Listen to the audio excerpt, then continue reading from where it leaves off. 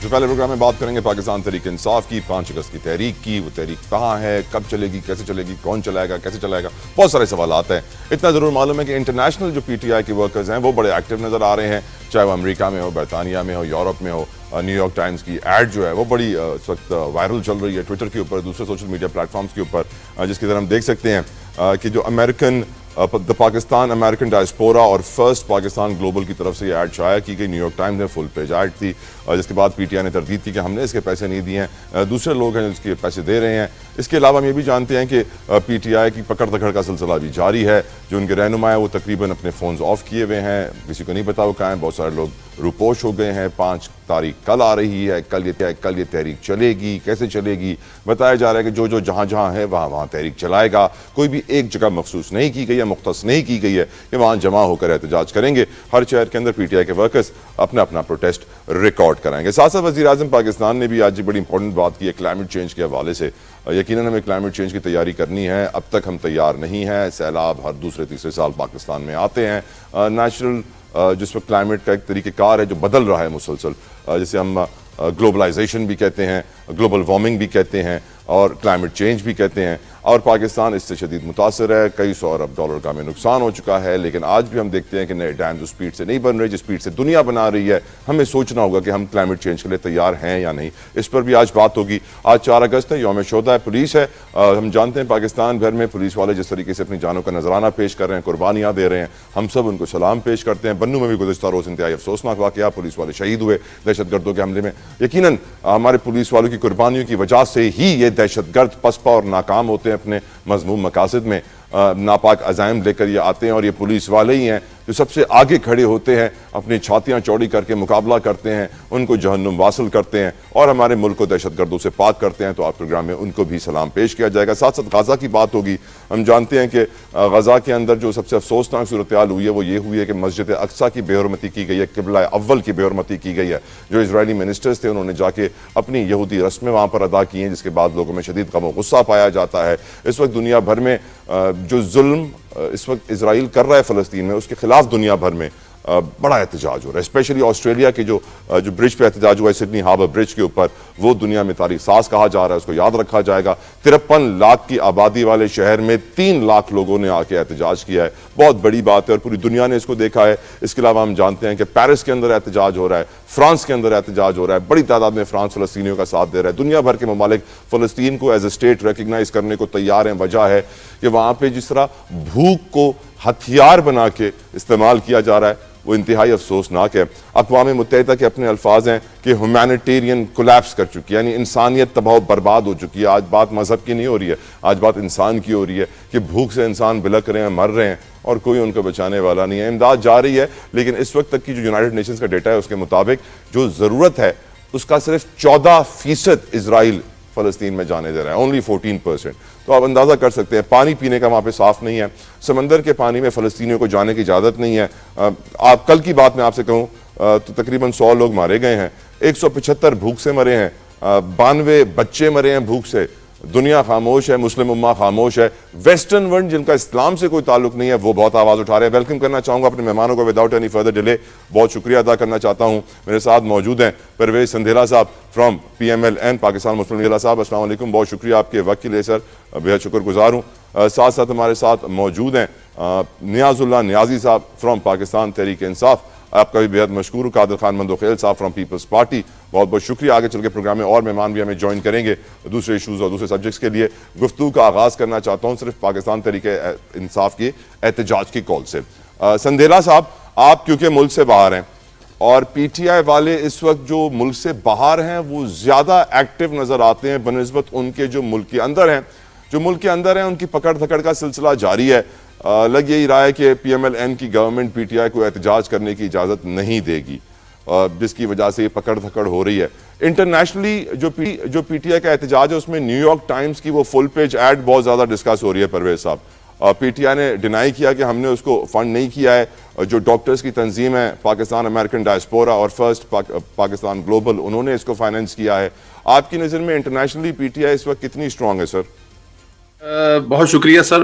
میرا خیال ہے کہ پی ٹی آئی اسٹرانگ ہوتی تھی, اب کتنی اسٹرانگ ہے اس بات سے اندازہ لگا لیا جائے. یورپ کے مختلف شہروں میں ہونے والے جو مظاہرے ہیں जिनमें एक अच्छी खासी तादाद होती थी लोगों की, वो अब नहीं रही। ये पिछले 2 साल से, जब से इमरान खान साहब जो हैं वो जेल में हैं, और हर गुजरते दिन के साथ मौजूदा हुकूमत, मौजूदा सेटअप जो है उसकी कारकर्दगी को देखते हुए ओवरसीज पाकिस्तानी भी इस चीज़ पर सोचने पर मजबूर हो गए हैं कि इमरान खान साहब एक रॉन्ग नंबर थे। और यही वजह है कि अब किसी मुल्क में 25 से 30 लोग हैं, किसी में 40 हैं, किसी में 50 हैं, लेकिन क्योंकि इंग्लैंड में हमारी आबादी पाकिस्तानियों की तकरीबन 1.5 मिलियन बनती है, तो उसमें अगर 200-250 लोग आ भी गए हैं जो किसी दौर में हजारों में होते थे, तो वो इतनी मुतासर कुन तादाद नहीं है। तो ये कहना कि पाकिस्तान तहरीक इंसाफ जो है वो ओवरसीज में बहुत स्ट्रांग है, अब वो एनीमोर नहीं है। हाँ, एक कल्ट है, हर जमात का एक कल्ट होता है, हर जमात के रुकन होते हैं, हर जमात के ओहदेदार होते हैं, वो अपनी इज्जत बचाने के लिए दोस्तों को, यारों को, फैमिलीज को लेके आते हैं ताकि शो कर सकें कि बहुत ज्यादा तादाद हुई है। इसके अलावा कुछ नहीं है। जहां तक आपने जिक्र किया है उस इश्तिहार का जो अखबार में दिया गया, मैं तो पहले दिन से कह रहा हूं कि ये पाकिस्तान तहरीक इंसाफ जो है, जाहिर है इतने पैसे पाकिस्तान तहरीक इंसाफ में से कौन देगा? तहरीक इंसाफ के जो लीडरान है, कितने पैसों की ऐड होगी वैसे संदेला साहब आपकी नजर में? लाखों डॉलर में होगी? सर देखें, अगर आप जो अब जो हमारे पास चेक करने का फौरी अमल है ना, वो इंटरनेट है। और वो जो इंटरनेट है वो आप उसको चैट जीपीटी भी कहते हैं, आप उसको बहुत सारे दूसरे भी जगह पे कहते हैं। अगर आप इस किस्म का इश्तिहार इस किस्म के अखबार में सर्च करें तो वो आपको तकरीबन 1,70,80,000 और किसी जगह पे 1 लाख भी बताता है अगर अंदर वाले पेज पे डॉलर। तो ये जो पैसे बताए जा रहे हैं, ये पैसे माइनस प्लस $1,80,000 माइनस प्लस के ऊपर नीचे करके इतने ही बनते हैं न्यूयॉर्क टाइम अखबार में छपवाने के लिए। लेकिन वो जो पाकिस्तान तहरीक इंसाफ है, कह रहे हैं कि हमने नहीं दिए, क्योंकि वो तो पता खापे खाने वाले हैं ना। वो तो अगर शहबाज गिल साहब और इस तरह दूसरे बहुत सारे लोगों नाम ले तो वो पैसे इकट्ठे करने वाले हैं, लगाने वाले नहीं है। हाँ, लगे कहां से, ये बड़ा अच्छा सवाल है। ये लगे हैं उन्हीं लॉबीज की तरफ से जो हमेशा इमरान खान के नाम साथ लगाकर और इमरान खान को आगे रखकर पाकिस्तान के खिलाफ, अफवाज पाकिस्तान के खिलाफ, रियासत पाकिस्तान के खिलाफ प्रोपेगेंडा करते हैं।